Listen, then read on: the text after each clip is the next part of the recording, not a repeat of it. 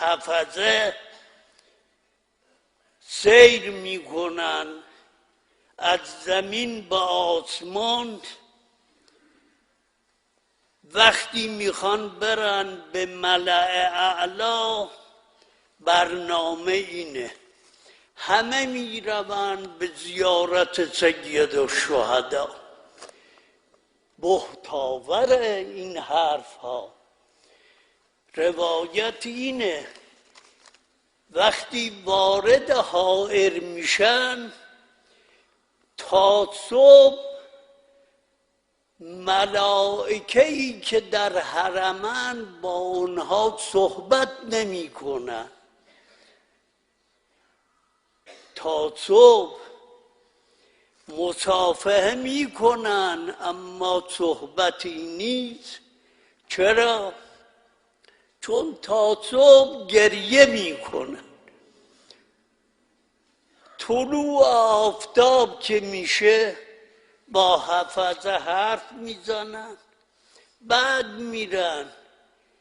عظمت مصیبت اینه بعد که میرن به ملأ اعلا، لا اله الا الله، فاطمه زهرا صدیقه کبری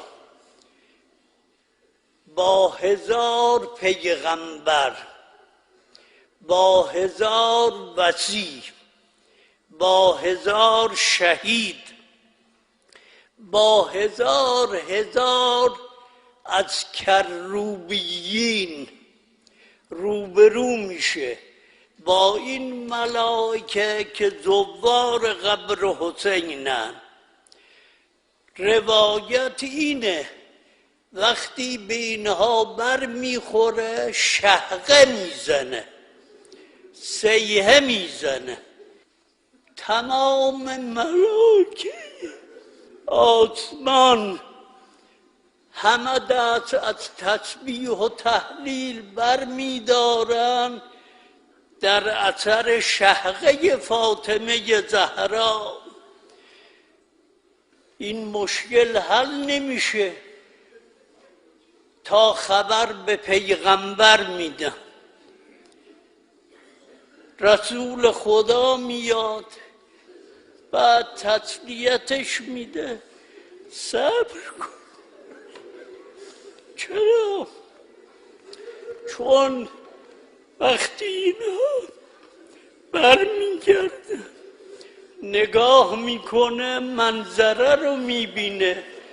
من یک کلمه بگم تا همه بفهمن مصیبت چقدره. ان یوم الحسین اغره جفوننا یا ابن شبیب ان الحسین ذبح ان الحسین ذبح کما یذبح الکبش. اما لا اله الا ذبح دیگه ترجمه نمیشه. اما مصیبتی اونا بوده، اما او بالا به تشنه کشته شد. حال بینه و بین السماء کالدخان